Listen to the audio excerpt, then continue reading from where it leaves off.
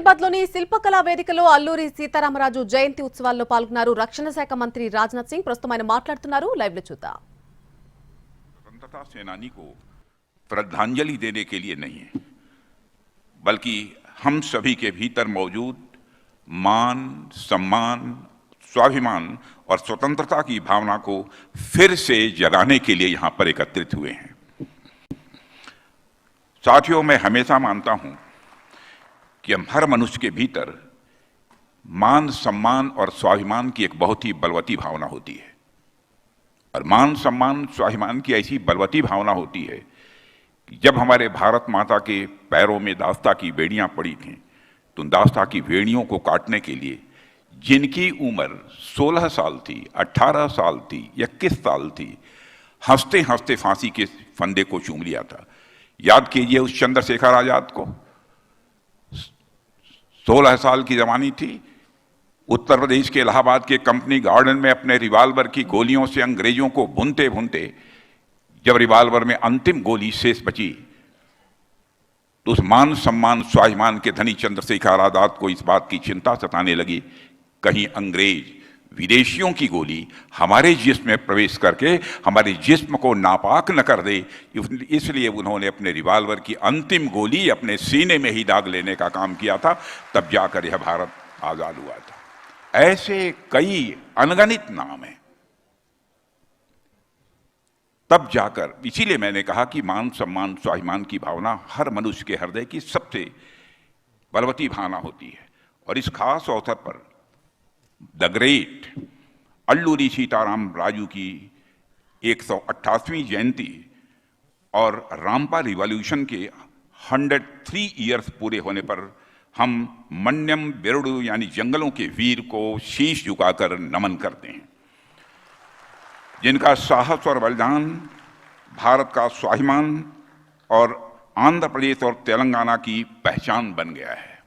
साथियों, अल्लूरी सीताराम राजू के रूप में आंध्र प्रदेश ने भारत का एक ऐसा महान वॉरियर सेंट दिया जिसकी विरासत आज भी हमारे जंगलों की हवाओं में, हमारे इतिहास के किताबों के पन्नों में और हमारे राष्ट्रीय चेतना में, नेशनल कॉन्शसनेस में बराबर यह गूंजती रहती है। साथियों, हम जब भी उनके जीवन के बारे में सोचते हैं तो हमारे मन में केवल एक वॉरियर की इमेज नहीं आती है, बल्कि एक ऐसे लीडर की तस्वीर आती है जिसने अपनी जनता के लिए सब कुछ सैक्रिफाइस कर दिया। उनके विचार, उनका दृष्टिकोण और उनकी वीरता आज भी हमें यह याद दिलाती है कि अन्याय के खिलाफ खड़ा होना, मैं समझता हूं कि हर व्यक्ति की यह नैतिक जिम्मेदारी है, यह मॉरल रिस्पॉन्सिबिलिटी है। कभी कभी मैं सोचता हूं कि आज जब हम मॉडर्न इंडिया की बात करते हैं, जब एक नए भारत की हम बात करते हैं, तो इस भारत में न्यू टेक्नोलॉजी, इंफ्रास्ट्रक्चर डेवलपमेंट और डिजिटल रिवॉल्यूशन जैसी चीज़ें तो जरूरी हैं ही। यह सारी चीज़ें तो विकास के लिए बहुत ही जरूरी हैं, लेकिन जो चीज़ भारत को भारत बनाए रख सकती है वह है हमारी सांस्कृतिक आत्मा, कल्चरल सोल। वही भारत को एक रख सकती है। वह हमारी महान विभूतियों के व्यक्तित्व से, कर्तृत्व से आती है। और ऐसे ही महान विभूति थे द ग्रेट अल्लूरी सीतारमन राजू जी।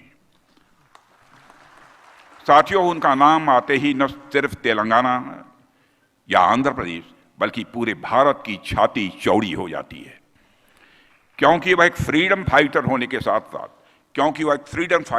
साथ साथ अपने आप में वह एक आंदोलन थे, अपने आप में वह एक मूवमेंट थे, एक ऐसा आंदोलन जो जंगलों से उठा और उस समय दुनिया के सबसे ताकतवर ब्रिटिश साम्राज्य की उन्होंने नींव हिला दी थी।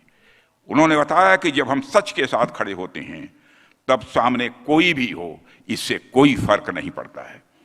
अल्लूरी सीताराम राजू कोई सामान्य बैरियर नहीं थे मेरे साथियों। उनके भीतर वह आग थी जो सेंचुरीज के संघर्षों को एक दिशा देने वाली थी, उसको एक डायरेक्शन देने वाली थी।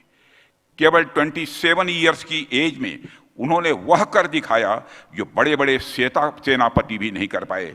उन्होंने आदिवासी समाज को न केवल ब्रिटिश गवर्नमेंट के खिलाफ खड़ा किया, बल्कि उनमें प्राइड, करेज और कॉमरेडरी यानी भाईचारे की भावना को भी जागृत करने का काम उन्होंने किया था।